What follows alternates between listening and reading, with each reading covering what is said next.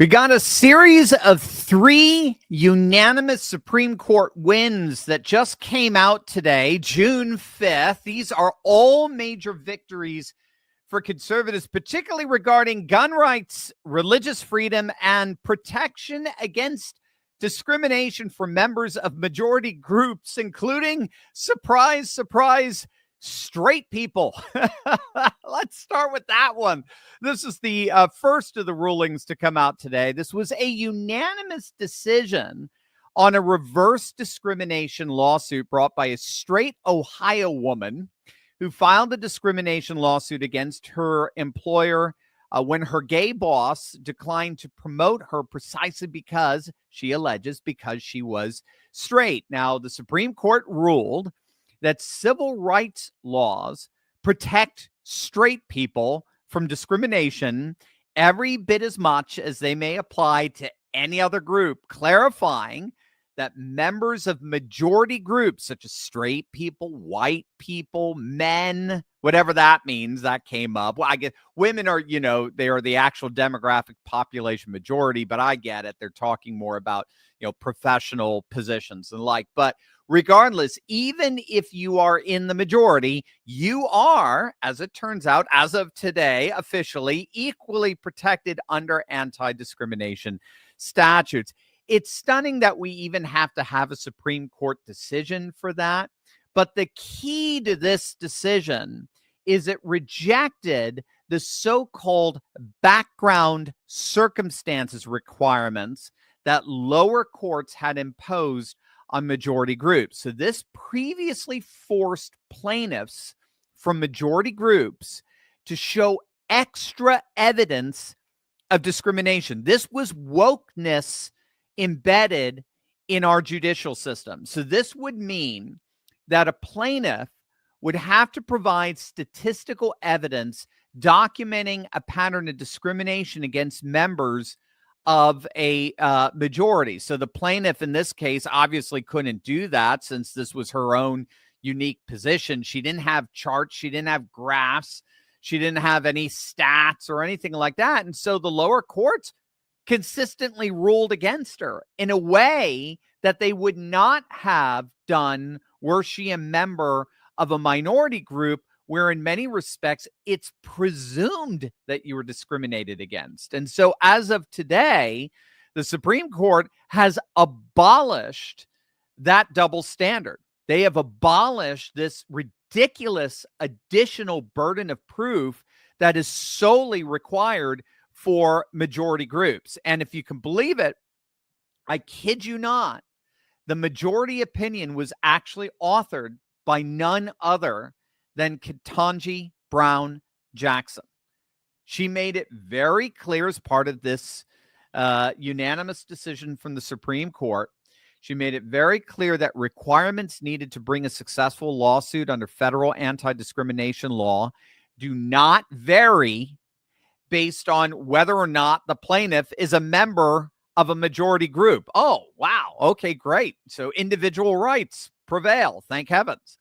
And so obviously this ruling, this unanimous ruling, has broad implications for so-called reverse discrimination cases, confirming that anti-discrimination laws apply equally to all, regardless of group status. And so the key victory that we just won today is that this decision, at least when it comes to anti-discrimination law, this decision has officially just driven a stake through the heart of wokeness. And that's because wokeness is the sanctification of the minority group. So this is what I mean by how wokeness made its way into our judicial system.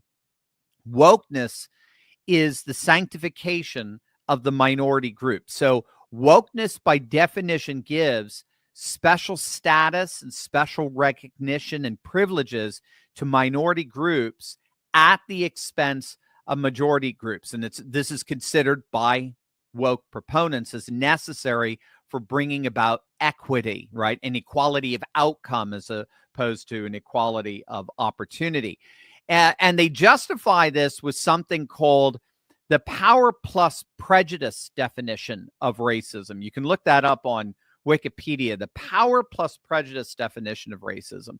So the notion here is that you can only be racist, truly racist, if you have the power to go along with your prejudice. If you only have prejudice, you can't be racist because racism requires power to enact that prejudice. How's that for, heads I win, tails you lose? And so because majority groups, men, whites, Christians, whatever, are presumed to have systemic power, then minority groups always have an advantage when it comes to crying racism and charges of discrimination. While majority groups are, by contrast, forced to provide disproportionate and frankly ridiculously inordinate evidence for their discrimination claims because they supposedly have all the power. Well, no more. Those days are over. As of today's unanimous ruling, those ridiculous double standards have been destroyed. Let's go to the second ruling today, and that's the gun ruling.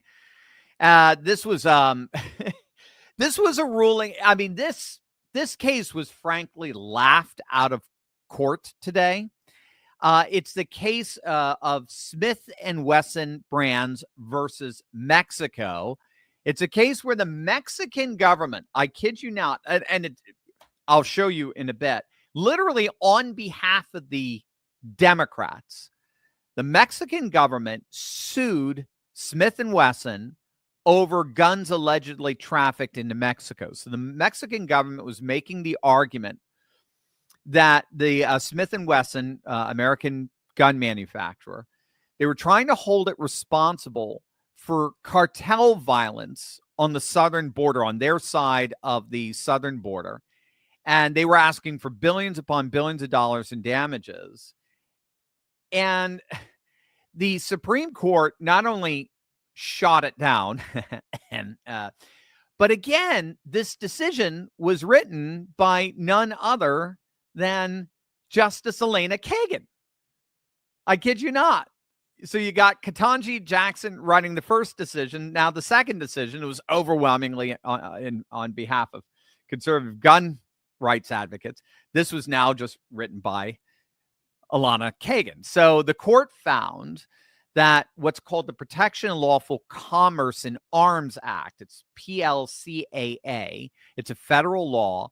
That act shields gun manufacturers from lawsuits arising from crimes committed with their products unless the manufacturer violated specific laws in the sale or marketing of the firearm. So it would be something akin to the protections that AT&T would get based on how people use their services. So AT&T can't be held liable because a terrorist attack happens to be phoned in using their service, right?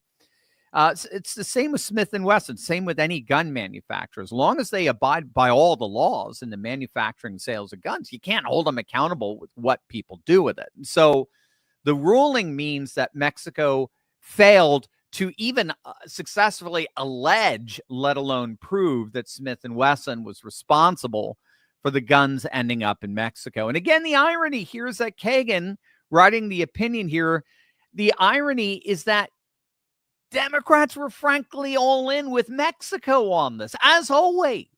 They're always America last. But as you see from that headline there, the Illinois senator, soon to be former Senator Dick Durbin, he was a big supporter of Mexico's lawsuit, if you can believe it. So obviously this decision is being seen as a very significant win for gun rights advocates, for gun manufacturers. And then finally, the third big unanimous win for conservatives today, the Supreme Court just unanimously sided with Catholic Charities in their case against the state of Wisconsin. And shame on the liberal Wisconsin Supreme Court in their pathetic ruling on this that just got officially overturned. So this was over unemployment compensation taxes. So Wisconsin law exempts religious organizations from unemployment taxes. but the state denied that exemption to Catholic Charities. So the bottom line here was, and this is the way the Wisconsin Supreme Court tried to parse things, should the tax exemption that churches get also be extended to wider religious affiliated organizations that don't perform traditional religious functions, like, serving the sacraments, for example? Are they covered by the exemption as well? And the Supreme Court, as of today, unanimously ruled, of course they are.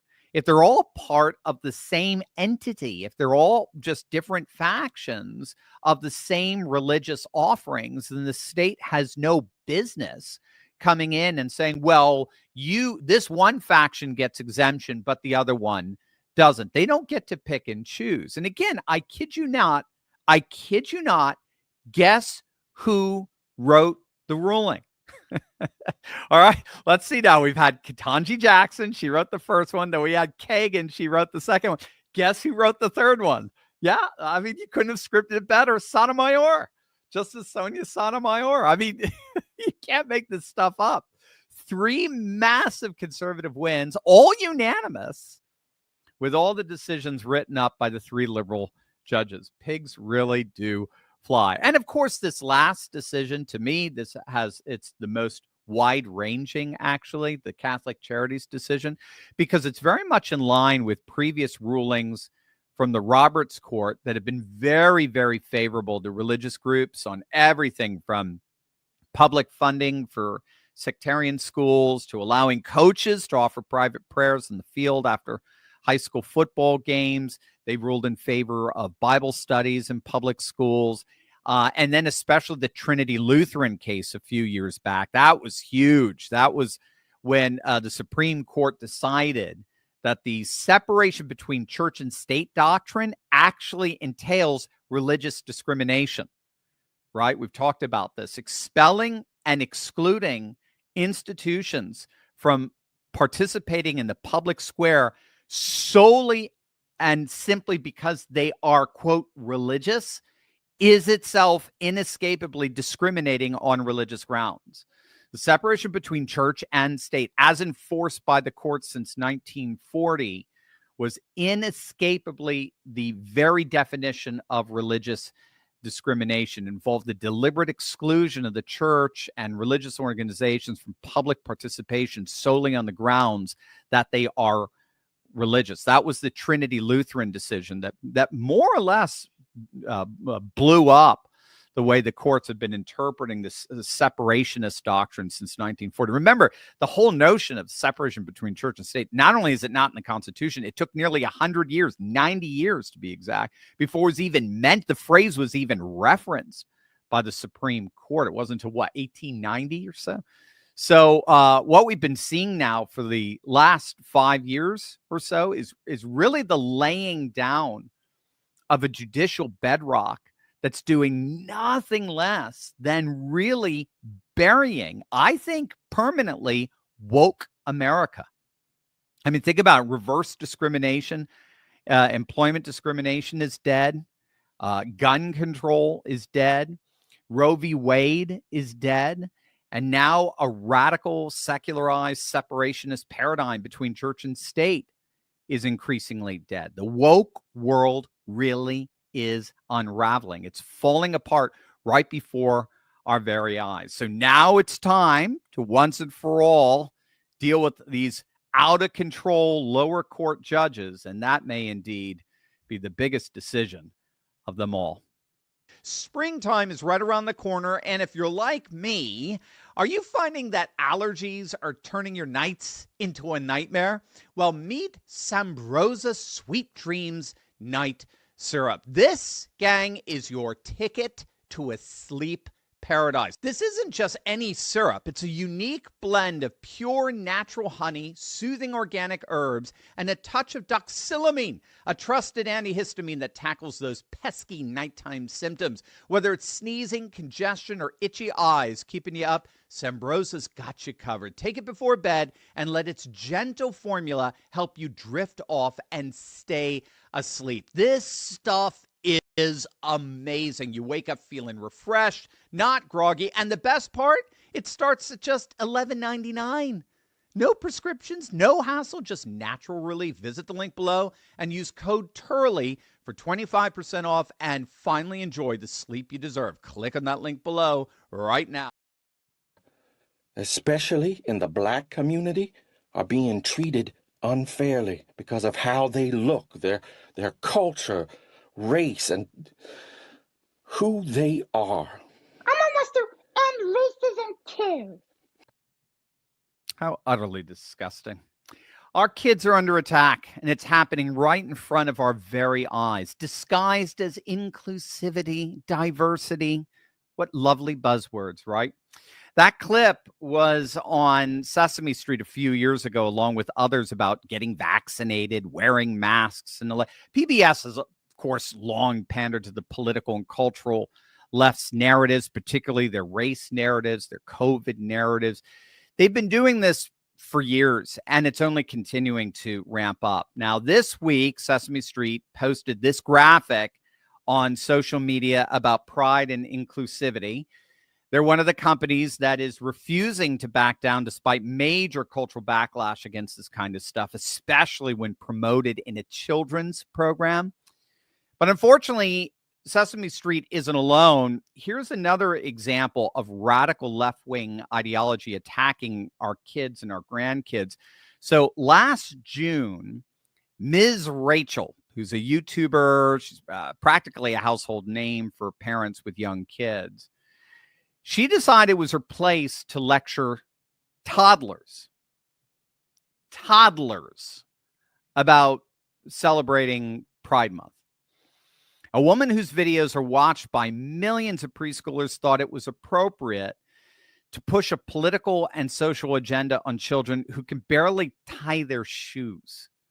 Now, obviously, what's so pernicious here is that this propaganda from Ms. Rachel and Sesame Street is aimed at kids who are too young to understand what's being shoved down their throats. These aren't innocent messages about kindness. They're deliberate attempts to normalize radical political and cultural ideologies and confuse our children about, frankly, basic truths about family, biology, morality that have stood the test of time. Now, despite how frustrating it is to see some companies continue with the charade, the good news is that many companies that were previously major advocates for woke propaganda have dropped their left-wing messaging. Major corporations, from retail giants to entertainment powerhouses, are starting to scale back on DEI because Americans are indeed pushing back. We're voting with our wallets, and it's working. Companies that once plastered their brands with woke slogans and forced their employees into ideological training sessions, they're starting to feel the heat. They're learning that pandering to the radical left does not pay when conservatives stand united. Check this out. Pride Month in my Target that used to have the Pride section. It's now all USA. Yay. It's an American summer. It's an American summer. That's right. Target, one of the biggest companies that promised extreme radical left-wing ideas, has seemingly folded in many locations. Customers from around the country are reporting that the Pride sections that were once so prominently on display, say like last June, are gone. In fact, many have been replaced, as you just saw, by a big like America theme display right in the front of the store. You see, Americans didn't just complain. They didn't doom. They didn't just whine about woke. We boycotted. We took action. We stopped buying. And those companies felt the sting. They all got Bud Lighted, and it hurt. That's the power of the conservative consumer. And it's a power we need to keep wielding. So this is why we need to support companies that respect our values. There are tons of businesses out there, small and large, that don't bow to the woke mob. But joining me today is an expert in this field. He's on the front lines of it. Andrew Crabuchette, CEO of Red Balloon. Gang, this company is amazing. They're an amazing resource for anyone looking to find a job or hire people who share our values of faith, family, and freedom. Just click on the link below to check them out. You're going to love them. Andrew, my friend, welcome back. Great to see you again, man. Nice to see you too. And I should warn you, I'm in Telk in the Czech Republic right now. So hopefully my internet connection holds up, and we can continue our conversation. Yeah, well, absolutely. You're among the Visegrad Four there, with Hungary and Poland and the. Oh, that's so cool! Awesome. Oh, we should have made you a correspondent and give us some of the latest. I know. Well, it's fascinating because we just spent about 4 days in Prague, and I will tell you, even though we are now into June, I saw 0 gay pride flags in the entire city of Prague, which was very encouraging for both me and my family. So we're having a fabulous time. Yeah, I think it's Andrej Babis. Andrej Babis is the prime minister, very conservative, very nationalist populist. Oh, that's so awesome, man. Well, look, it's always awesome to see you. I love Red Balloon. I've been a fan for a while, as you know. I love what you're doing, everything you stand for. And like I said, you're on the front lines of patriot businesses all across the nation. What trends are you seeing in the job market when it comes to companies stepping away from DEI initiatives? And how is Red Balloon helping to fill the gap for employers who want to focus on merit and conservative values rather than wokeness? Yeah, great question. And it's actually really exciting to see. And obviously, we've seen some of the things the Supreme Court has done that's been very encouraging around pushing back on DEI, around pushing back against affirmative action, which in universities, that was actually kind of the first domino to drop, and corporations started looking around and saying, it might actually be against the law to continue to follow our affirmative actions, our DEI programs in our organization. And I mean, a couple of great examples. Obviously, Google has now eliminated their diversity hiring targets, and that was always a huge part of DEI, saying that we're not hiring based on merit, we're hiring based on what the skin color of your parents is, right? That's really the criteria, right? And that is demoralizing to everyone, no matter what your skin color is or what your background is. And so Meta has ended a lot of their policies, and they actually said they changed their policies around DEI. They shuttered their programs because of the political and legal climate. Basically, they see who's in the White House. They see what consumers are saying with their dollars, and they're like, I don't want anything to do with this. You see this with Amazon, Target, we just talked about. Walmart actually walked away from $100 million commitment to an anti-racist policy initiative, but really all it was a left-wing DEI initiative that really was not helping any employees, but was padding the bank account for some extreme leftists. Now, I will warn you, though, you look at companies like Goldman Sachs or Citigroup basically renamed their DEI team to their talent management and engagement. Basically, they're hiding a lot of these policies. These companies have not changed their worldview. They're simply taking those policies, putting them under a different name so that they stay out of the limelight, because right now it's not cool to have a DEI program. And so I guess my encouragement to conservatives is don't think that the war is over, that we've won the battle, we can all go back to sleeping on our couch and drinking beer and watching Fox News. No, we need to stay in the fight. And that's something obviously Red Balloon's doing. And it's actually been really fun because we've been able to come alongside companies who said, look, we realized that we were just going along to get along, but we want to hire the best people. And we know when we hire the best people, it will fundamentally change our business. In fact, a great example of this, there was a construction company in Colorado. They came to us and said, look, we just need an executive assistant. So we do this nationwide search. We find them just the right person. And this was a gal who was actually coming out of JP Morgan, and she was tired of her DEI training and her ESG training and her microaggression training. And she actually just wanted to do a job. And she says, look, I will take a pay cut. I want to be an executive assistant at a construction company in Colorado. We placed her in there. The owner called me 3 months in. He said, she has completely revolutionized our business. Our profits are up. Our revenue is up. Our morale is up. Bringing this kind of talent in who was hired based on her skills and ability, not based on some DEI initiative, completely revolutionized his business. And then I had the opportunity to talk to her 3 months into the job, and she said she felt like she just went through detox. It was just incredible. She had no idea how much of an impact that DEI training and microaggression training had on every other relationship in her life, with her parents, with her fiance, with everything she was doing, because DEI is a liturgy designed to make you think a certain way about yourself, your coworkers, and the world around you. And so just being part of those stories, even for little construction companies and bigger organizations, to be able to help them, bring them great people and have those people go through the detox that it is to come to a conservative company is just incredible. So I feel like we're winning, but man, we got a long way to go. Got a long way to go. Yeah, maybe we'll call it DEI talks or something akin to that. Yeah. And I love you're knocking some sparks off here with me. We often say, all politics is downstream from culture, but you're pointing out how it works actually both ways. Yes, that's true. Right. Politics is downstream from culture, but as we learned from the Soviet Union, for example, no, but culture could be downstream from politics. Politics is very powerful, and it can set the agenda that can radically change a nation and corporations. That's what you're saying. So we've got a 4-year reprieve, as it were, from the top down, but that does not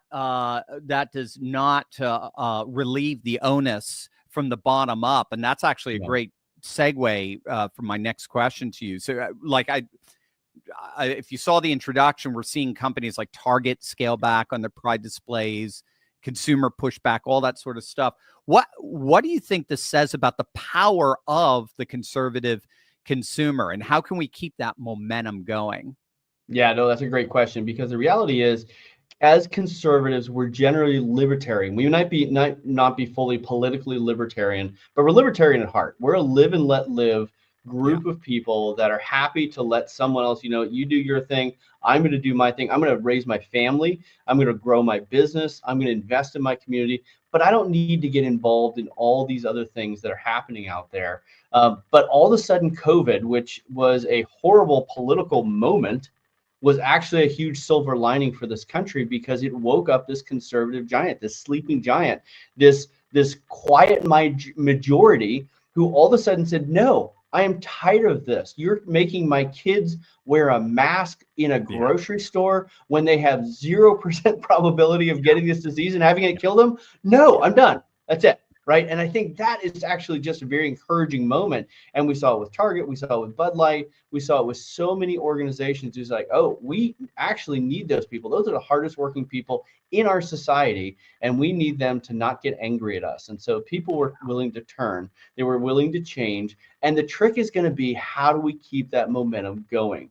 And my encouragement to people is, look, you need to change behavior. You need to change your habits. It is so easy. And I'll give you an example of this. I was talking to a business owner, actually a good friend of mine, and he was telling me, man, I don't know where I'm going to be able to hire my next employee. I can't find anybody on Indeed who doesn't hate, democracy and capitalism. And I'm like, that's what Red Balloon does. We do hiring. And he's like, oh, that's right. I just thought of you as a movement. You do all this amazing stuff. That's right. You actually solve problems. Oh, yeah. Right. But it's because we get in patterns, and that's okay. We're human beings. That's what we do. We get into patterns, and that saves us, time and energy and thinking things through. And so as conservatives, change one pattern in the way that you wish you could change all of them. Change one buying pattern. Change one entertainment pattern.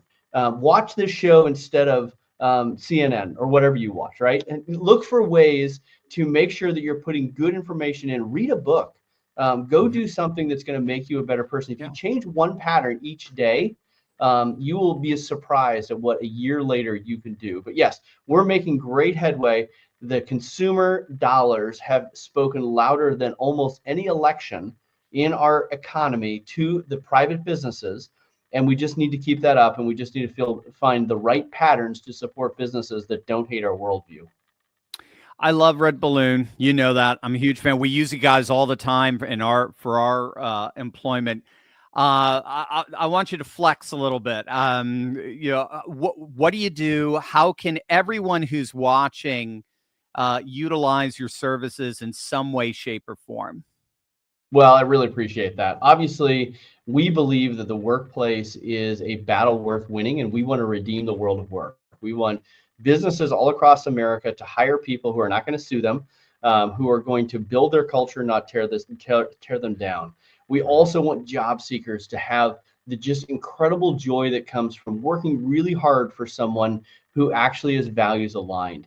And that's what Red Balloon does. We have everything from a job board, if you just want to place jobs, post jobs and go check those out, you can. We have a recruitment agency. Look, we'll fill even CFO positions and executive assistants for only a flat $9,000, which I know sounds like a steal, but the reality is I want to bring a very high level of service to as many businesses as possible, because in America, 75% of businesses have had a labor-based lawsuit in the last 5 years.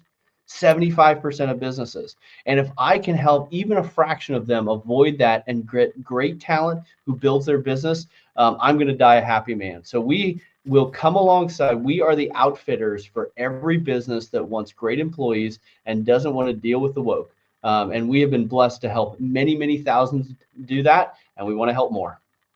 Yeah, you're awesome, gang. If you are a business owner or an employee and you don't know Red Balloon, you are absolutely missing out. Like I said, our company Turley Talks, we use Red Balloon is our go-to whenever we're looking for new hires. Andrew and his company are absolutely the best. So make sure to click the link in the description below. Visit redballoon.work. That's redballoon.work if you need to hire or find a job for yourself or someone you know that shares our values of faith, family, and freedom. Red Balloon's got you guys covered. You're the best, Andrew. Enjoy Prague. I'm jealous. That's just have a wonderful time with your family and I will enjoy. Yeah, absolutely. All right. Thank you. Thanks for having me. And nice to talk to you. Yeah, let's have you back soon. Let's be honest, we're not getting any younger. And if you want to look and feel your best, you need to check out Pure Health Research. They have 45 premium health supplements designed to help with your every health goal, whether it's boosting your energy or trimming belly fat or supporting healthy blood sugar or pumping your testosterone up or even reducing swelling in your legs.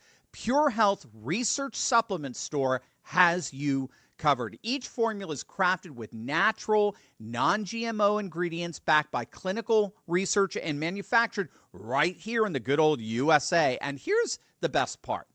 Pure Health Research is offering you an exclusive 35% discount. All you have to do is go to purehealthresearch.com and then use coupon code TURLEY at checkout. With their 365-day money-back guarantee, there is zero risk in trying something new. So why wait? Head on over to purehealthresearch.com right now, explore their 45 amazing supplements, and save 35% off before this deal ends with coupon code TURLEY. Don't miss this chance to feel your best.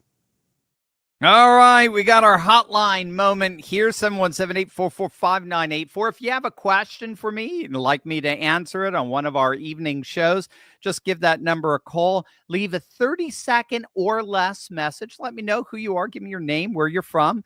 Let me know your question, and it may get picked to be one of our questions that I answer on our evening broadcast. 717-844-5984. What's our first question, Micah? Steve, this is Dominic from Fairbanks, Alaska, living in Knoxville, Tennessee. And I just watched your video about Bono with Joe Rogan, and great video. Yeah, he was full of it. But what you didn't address, you addressed the quote unquote 300,000 deaths. You didn't talk about the quote unquote 50,000 tons of food rotting in Houston and Dubai and South Africa, wherever. Was that? Yeah. Could you address that, please? Was that a bunch of BS as well? What's it based on? Yeah, I'd love to know. Thank you so much. Dude, now, want to see you on Timcast IRL. Please get in contact with Tim Pool and his team. I'd love to see the two of you sit down and have a conversation. I just think it would be fantastic. Thank you. Have a great one. Bye. Thanks, Dominic. Yeah, I'd love to hang out with Tim. He's awesome. He's just so cool. Yeah, so I did not address that because in the research that I did, I couldn't find any sources for it. So I don't know where he's getting it from. It just, again, it may be the case, but I think that has much, much more to do with the incompetence of the apparatus, the networking of USAID. It's not trying. What Bono was very clearly intent on was to try to delegitimize the Trump administration and the Doge cuts. That's what he was aiming to do. And he ended up, like you said, he ended up quoting, what was it, that Brooke Nichols study that was a projection of what could possibly happen if this happened. And if this happened, then possibly 300,000 people could die. It was a subjunctive. It was a possibility. And he reinterpreted it as an actuality, an indicative. And I couldn't find the sources for the food. So if he was lying there, he's probably lying in the other way as well. And again, if he wasn't, you could be assured it's not because people were fired that the food didn't go anywhere. People got fired, so nobody knew the combination. So it's not hard to find out. You can there are all kinds of ways. If your issue is a combination, there are all kinds of ways of getting into warehouses and so forth. It's absolutely absurd. So I could not find any verification on that. So I just let it go. But if you find any verification one way or the other in terms of the claims of the thousands of tons of food in Djibouti and, like you said, and I think Dubai and Houston, this is going to make you very mad, Houston. Yeah, let me know. But I again, even if you could verify that, that's not necessarily because of the cuts. That's for sure. It would be because of the incompetence or a willful attempt to try to get back at Trump, at Musk, and Bono was all too willing to push that kind of propaganda. Dr. Steve, are you telling me that with the legacy media approval rating, that the American people trust it at 30%, that you are almost, and we are almost at the point where if you believe in the legacy media, you are now a part of the 80-20 doom loop? Because if that's what you're saying, that's cool. That's cool. I just want to make sure that I heard correctly. God bless you, Dr. Turley. That's cool. Oh, leave your name. I'd love to give you a shout out. That's cool. That's cool. I did not make that correlation. But yeah, so according to the latest Gallup polling, only about 30% of the population actually trusts the legacy media. Obviously, they're all Democrats. And then what he's doing is he's drawing a correlate. This is why I love you guys. I learned so much from you. You're making connections that I just don't make. He's connecting that to the 80-20 doom loop, where the Democrats are consistently planting their flags in issues that only about 20% of the country believe in. And, it's so funny because we're talking about open borders, right? And shipping our manufacturing overseas and higher taxes and men and women's sports and the like, and all this woke CRT in the classroom. And it's so interesting because if I recall, I pointed out when I talked about how only 30% of the people buy into this stuff, I pointed out, I thought it was in that video, that when you watch like the CNN panels, that Scott Jennings is on, you'll notice that those who support what only about 20% of the country supports, they make up like half or sometimes even like 3/4 of the panel. So those who are advocates for wokeness are disproportionately represented within the legacy media from and radically discrepant from their actual representation in the voting public. The voting public, it's only about 20%. And again, we know that because wokeness splits the left. Wokeness it unites the right. Everybody on the right's against wokeness, but even half of those on the center left aisle are opposed to woke issues. So again, this is, the Anna Kasparian left of, say, the Young Turks, or Bill Maher left, or I mean, I don't even know if he considers himself left anymore, but Piers Morgan always considered himself center left. Well, at one time, Elon Musk, Jordan Peterson, you name it. That these are people who once claimed that they were center left, but they despise wokeness. So wokeness only appeals to 20, maybe 25% of the voting population at tops. And then what he's saying is, ironically, that seems to correspond more or less, but loosely, to the amount of people that actually trust legacy media that happens to represent the woke perspective at either half to 3/4 of their panels, totally disproportionate to what it actually is in the population. So they're going to their very ilk. They're going to those who have embraced their worldview as their go-to source for news. I love it. You just made a correlation there I didn't even make. I love it. Dr. Steve Paul here in Fort Pierce, Florida, South Florida. Love the show. My question is, how is it that we in Britain can walk away from the 1994 agreement that we were to protect Ukraine if they gave up their nukes, which they did, and which we haven't protected them? So, appreciate you, and thank you. Okay, so I think that was I thought I called the name Paul. Very, very good. Very good question. This is going back to what's called the Budapest Memorandum and the Trilateral Statement from 1994. I think so. This is when the Soviet Union split up. It lost a third of its territory overnight in 1991, with all the secessionist movements, Ukraine being one of them. But there were still nukes, still Soviet nukes in Ukraine, and they agreed to give them up in exchange for some security assurances. Now, the trilateral statement is vague, and if you do some reading on it, I think the Brookings Institute had an interesting. So they're going to be more left wing. So they're going to be a bit more. They're going to be much more, I think, pro intervention, American intervention with Ukraine.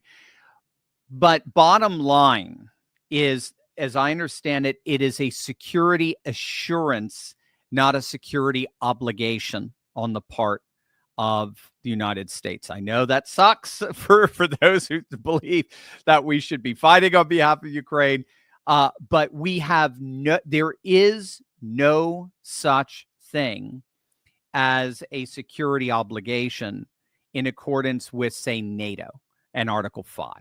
So we did not sign the 1994 trilateral agreement, did not obligate the United States to fight on behalf of Ukraine where they invaded, in a way that we're obligated to fight on behalf of France where they invade. And even then, we're not obligated. Article 5 gets triggered, and then we consider whether or not it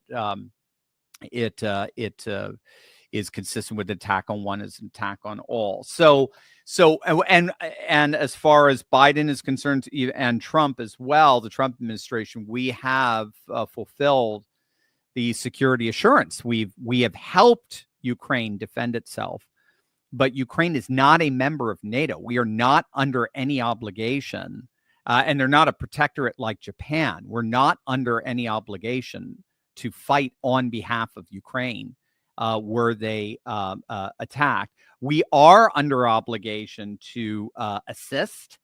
That's what the security assurances are, but we're not under the obligation to actually take up arms and fight on their behalf. They are not a NATO country. And Russia would never have agreed to that either as well. So I know a lot of people have interpreted it that way, but unfortunately, I think that interpretation is wrong. And I think the last, 3 years now have proven that. The United States, just because Ukraine is attacked, does not mean U.S. troops are going to be fighting on its behalf.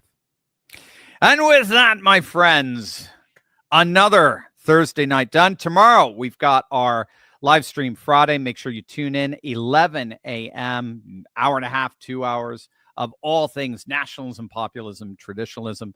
Until then, love you guys. God bless.